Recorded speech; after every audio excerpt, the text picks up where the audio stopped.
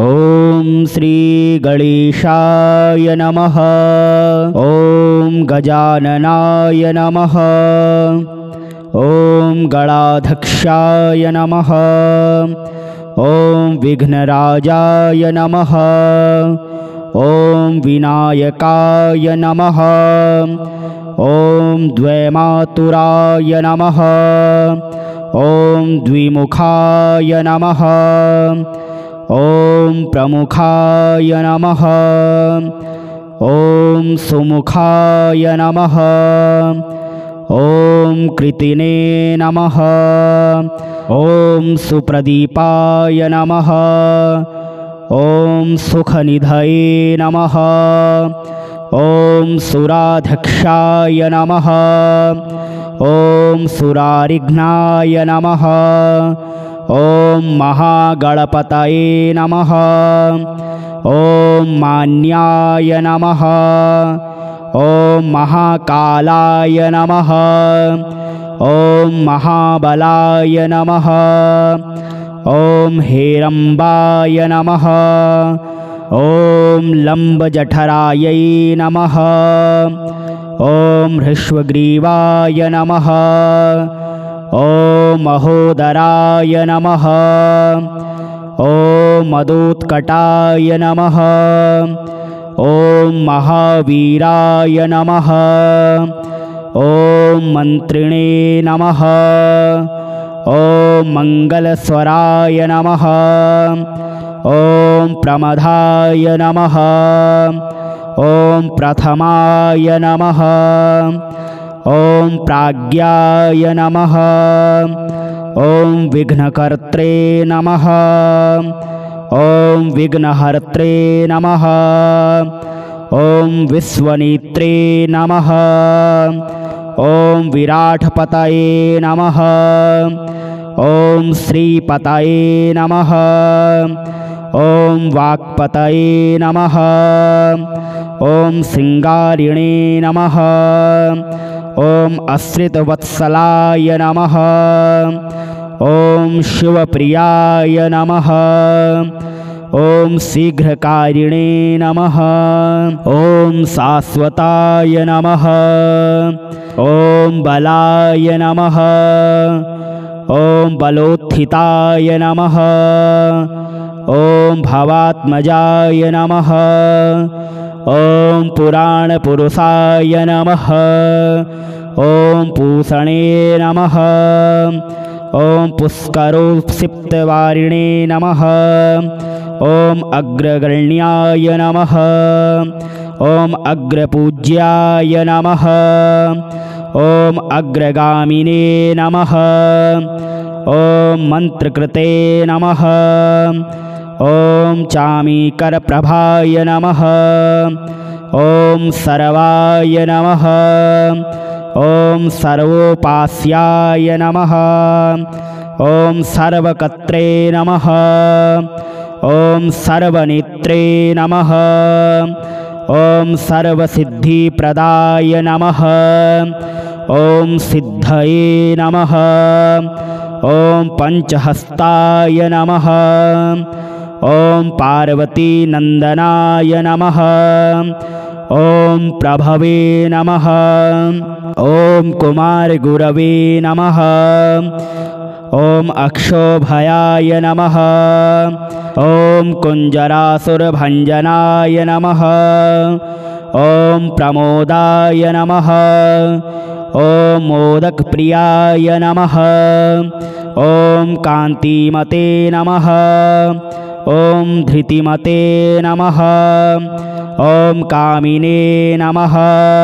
ॐ कपित्थपनसप्रियाय नमः। ॐ ब्रह्मचारिणे नमः।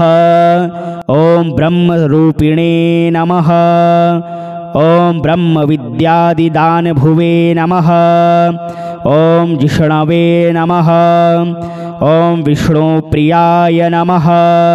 ॐ जितमन्मधाय नमः। ॐ ऐश्वर्यकारणाय नमः। ॐ ज्यायसे नमः। ॐ यक्षकिन्नरसेविताय नमः। ॐ गङ्गासुताय नमः। ॐ गणाधीशाय नमः। ॐ गम्भीरनिधनाय नमः। ॐ वटवे नमः। ॐ अभीष्टवरदाय नमः। ॐ ज्योतिषे नमः। ॐ भक्तनिधये नमः। ॐ भावगम्याय नमः। ॐ मङ्गलप्रदाय नमः। ॐ अव्यक्ताय नमः। ॐ अप्राकृतपराक्रमाय नमः। ॐ सत्यधर्मिणे नमः। ॐ सखये नमः। ॐ सरसाम्बुनिधये नमः। ॐ महेशाय नमः। ॐ दिव्यांगाय नमः। ॐ मणिकिङ्कणीमेखालाय नमः। ॐ समस्तदेवतामूर्तये नमः। ॐ सहिष्णवे नमः। ॐ सततोत्थिताय नमः। ॐ विधातकारिणे नमः। ॐ विश्वगदृशे नमः। ॐ विश्वरक्षाकृते नमः। ॐ कल्याणगुरवे नमः। ॐ उन्मत्तवेषाय नमः। ॐ अपराजिते नमः। ॐ समस्तजगदाधाराय नमः। ॐ सर्वेश्वप्रदाय नमः। ॐ आक्रान्तचिदचित्प्रभवे नमः। ॐ श्रीविश्वेश्वराय नमः। ॐ श्रीगणेशाय नमः। ॐ गजाननाय नमः। ॐ गणाध्यक्षाय नमः। ॐ विघ्नराजाय नमः। ॐ विनायकाय नमः। ॐ द्वैमातुराय नमः। ॐ द्विमुखाय नमः। ॐ प्रमुखाय नमः। ॐ सुमुखाय नमः। ॐ कृतिने नमः। ॐ सुप्रदीपाय नमः। ॐ सुखनिधये नमः। ॐ सुराध्यक्षाय नमः। ॐ सुरारिघ्नाय नमः। ॐ महागणपतये नमः। ॐ मान्याय नमः। ॐ महाकालाय नमः। ॐ महाबलाय नमः। ॐ हेरम्बाय नमः। ॐ लम्बजठरायै नमः। ॐ हृष्वग्रीवाय नमः। ॐ महोदराय नमः। ॐ मदोत्कटाय नमः। ॐ महावीराय नमः। ॐ मन्त्रिणे नमः। ॐ मङ्गलस्वराय नमः। ॐ प्रमदाय नमः। ॐ प्रथमाय नमः। ॐ प्राज्ञाय नमः। ॐ विघ्नकर्त्रे नमः। ॐ विघ्नहर्त्रे नमः। ॐ विश्वनेत्रे नमः। ॐ विराटपतये नमः। ॐ श्रीपतये नमः। ॐ वाक्पतये नमः। ॐ सिंगारिणे नमः। ॐ आश्रितवत्सलाय नमः। ॐ शिवप्रियाय नमः। ॐ शीघ्रकारिणे नमः। ॐ शाश्वताय नमः। ॐ बलाय नमः। ॐ बलोत्थिताय नमः। ॐ भवात्मजाय नमः। ॐ पुराणपुरुषाय नमः। ॐ पूषणे नमः। ॐ पुष्करोत्सिप्तवारिणे नमः। ॐ अग्रगण्याय नमः। ॐ अग्रपूज्याय नमः। ॐ अग्रगामिने नमः। ॐ मन्त्रकृते नमः। ॐ चामीकरप्रभाय नमः। ॐ सर्वाय नमः। ॐ सर्वोपास्याय नमः। ॐ सर्वकर्त्रे नमः। ॐ सर्वनेत्रे नमः। ॐ सर्वसिद्धिप्रदाय नमः। ॐ सिद्धये नमः। ॐ पञ्चहस्ताय नमः। ॐ पार्वतीनन्दनाय नमः। ॐ प्रभवे नमः। ॐ कुमारगुरवे नमः। ॐ अक्षोभयाय नमः। ॐ कुञ्जरासुरभञ्जनाय नमः। ॐ प्रमोदाय नमः। ॐ मोदकप्रियाय नमः। ॐ कान्तिमते नमः। ॐ धृतिमते नमः। ॐ कामिने नमः। ॐ कपित्थपनसप्रियाय नमः। ॐ ब्रह्मचारिणे नमः। ॐ ब्रह्मरूपिणे नमः। ॐ ब्रह्मविद्यादिदानभुवे नमः। ॐ जिष्णवे नमः। ॐ विष्णुप्रियाय नमः। ॐ जितमन्मधाय नमः। ॐ ऐश्वर्यकारणाय नमः। ॐ ज्यायसे नमः। ॐ यक्षकिन्नरसेविताय नमः। ॐ गंगासुताय नमः। ॐ गणाधीशाय नमः। ॐ गंभीरनिधनाय नमः। ॐ वटवे नमः। ॐ अभीष्टवरदाय नमः। ॐ ज्योतिषे नमः। ॐ भक्तनिधये नमः। ॐ भावगम्याय नमः। ॐ मंगलप्रदाय नमः। ॐ अव्यक्ताय नमः। ॐ अप्राकृतपराक्रमाय नमः। ॐ सत्यधर्मिणे नमः। ॐ सखये नमः। ॐ सरसाम्बुनिधये नमः। ॐ महेशाय नमः। ॐ दिव्यांगाय नमः। ॐ मणिकिङ्कणीमेखालाय नमः। ॐ समस्तदेवतामूर्तये नमः।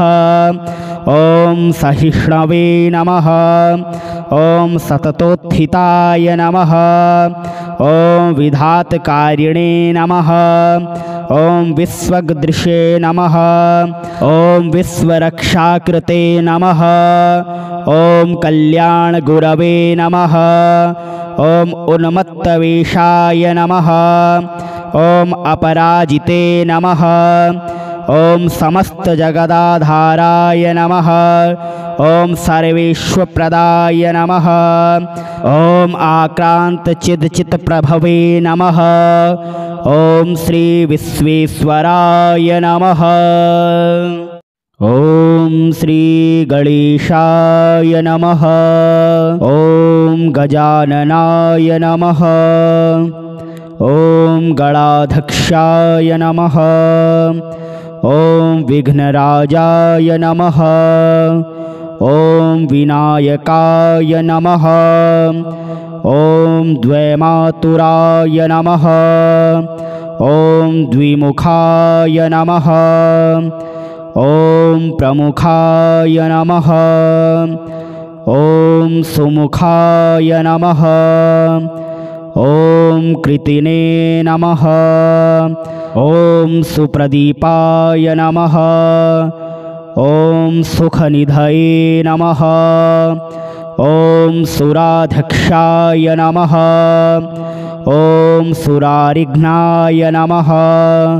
ॐ महागणपतये नमः। ॐ मान्याय नमः। ॐ महाकालाय नमः। ॐ महाबलाय नमः। ॐ हेरम्बाय नमः। ॐ लम्बजठरायै नमः। ॐ हृष्वग्रीवाय नमः। ॐ महोदराय नमः। ॐ मदोत्कटाय नमः। ॐ महावीराय नमः। ॐ मन्त्रिणे नमः। ॐ मङ्गलस्वराय नमः। ॐ प्रमदाय नमः। ॐ प्रथमाय नमः। ॐ प्राज्ञाय नमः। ॐ विघ्नकर्त्रे नमः। ॐ विघ्नहर्त्रे नमः। ॐ विश्वनेत्रे नमः। ॐ विराटपतये नमः। ॐ श्रीपतये नमः। ॐ वाक्पतये नमः। ॐ सिंगारिणे नमः। ॐ आश्रितवत्सलाय नमः। ॐ शिवप्रियाय नमः। ॐ शीघ्रकारिणे नमः। ॐ शाश्वताय नमः। ॐ बलाय नमः। ॐ बलोत्थिताय नमः। ॐ भवात्मजाय नमः। ॐ पुराणपुरुषाय नमः। ॐ पूषणे नमः। ॐ पुष्करोत्सिप्तवारिणे नमः। ॐ अग्रगण्याय नमः। ॐ अग्रपूज्याय नमः।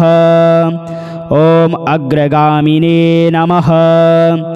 ॐ मन्त्रकृते नमः। ॐ चामीकरप्रभाय नमः।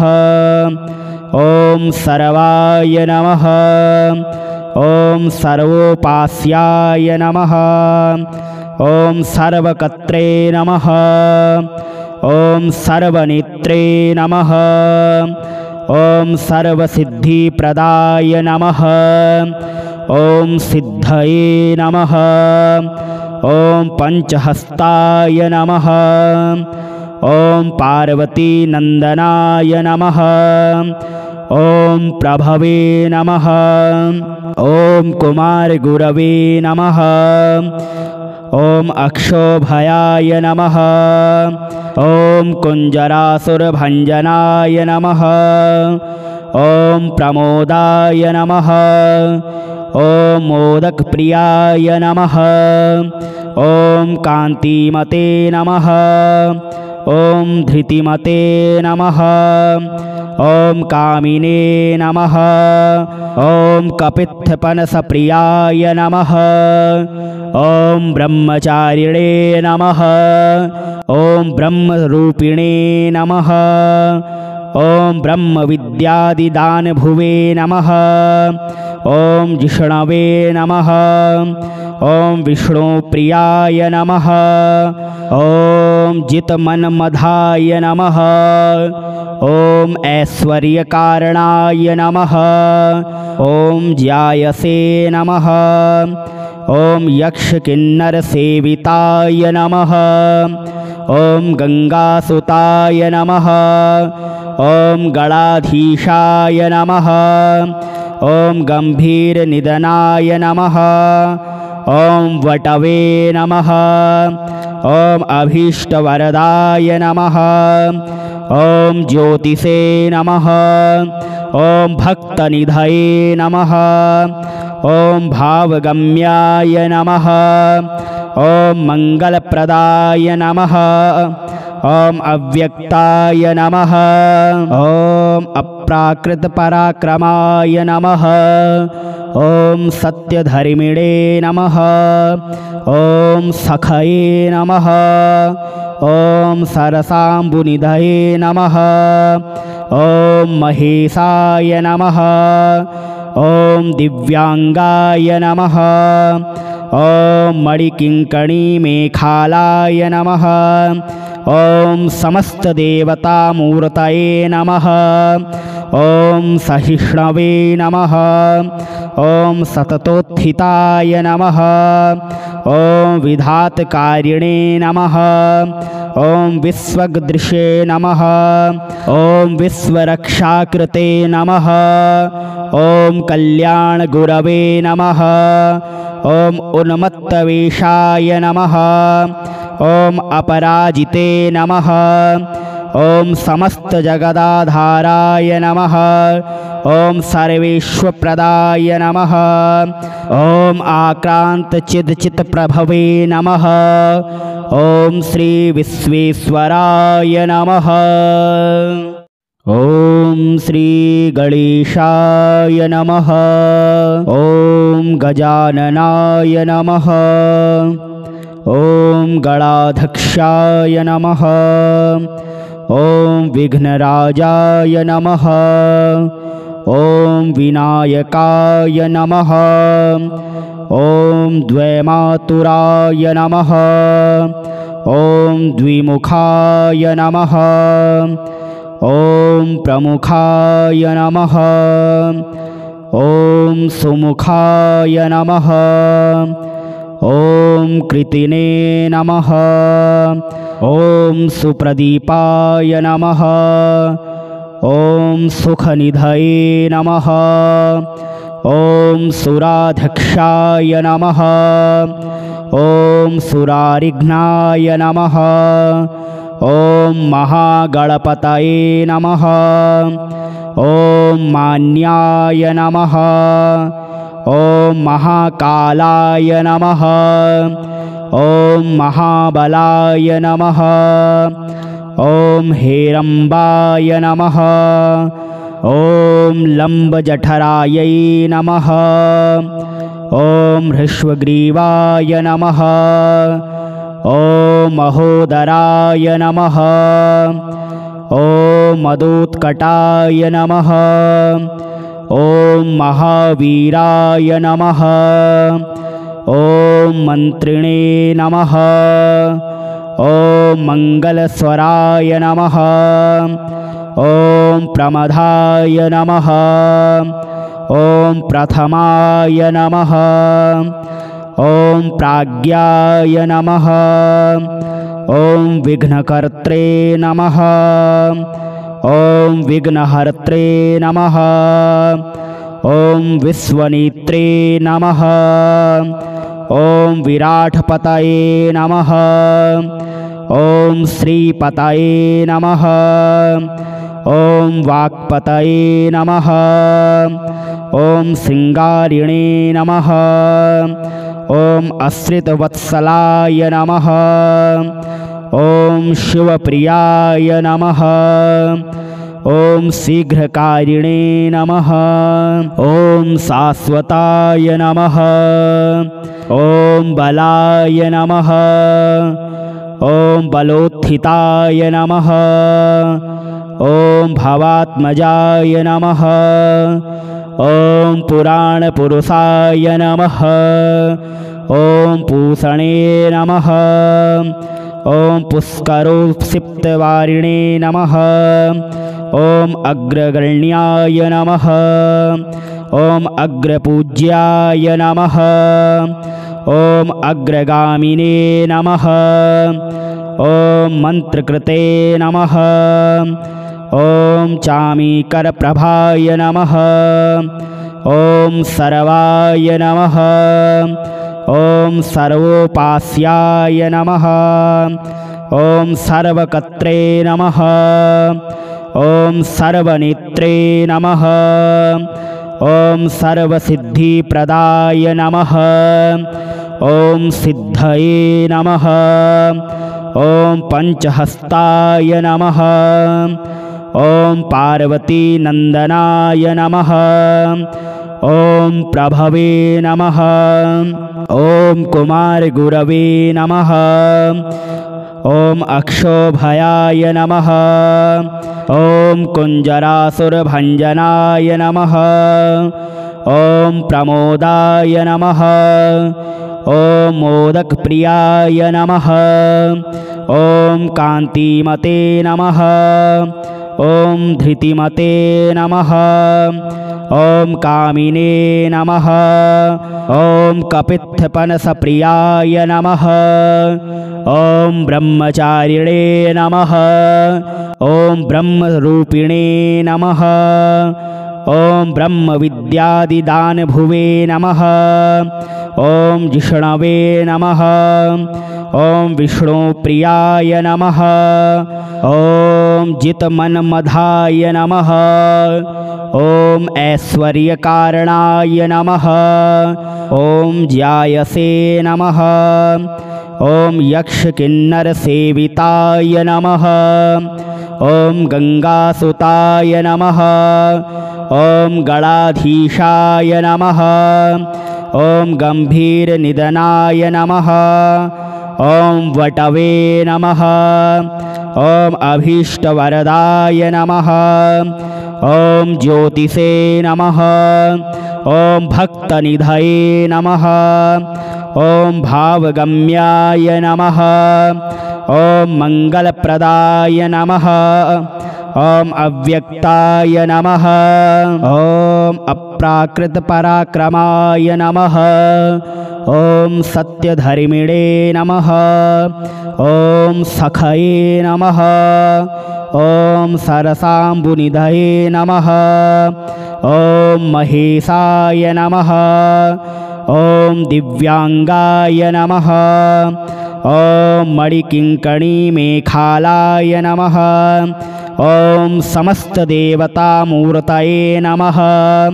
ॐ सहिष्णवे नमः। ॐ सततोत्थिताय नमः। ॐ विधातकारिणे नमः। ॐ विश्वगदृशे नमः। ॐ विश्वरक्षाकृते नमः। ॐ कल्याणगुरवे नमः। ॐ उन्मत्तवेषाय नमः। ॐ अपराजिते नमः। ॐ समस्तजगदाधाराय नमः। ॐ सर्वेश्वप्रदाय नमः। ॐ आक्रान्तचिदचित्प्रभवे नमः। ॐ श्रीविश्वेश्वराय नमः।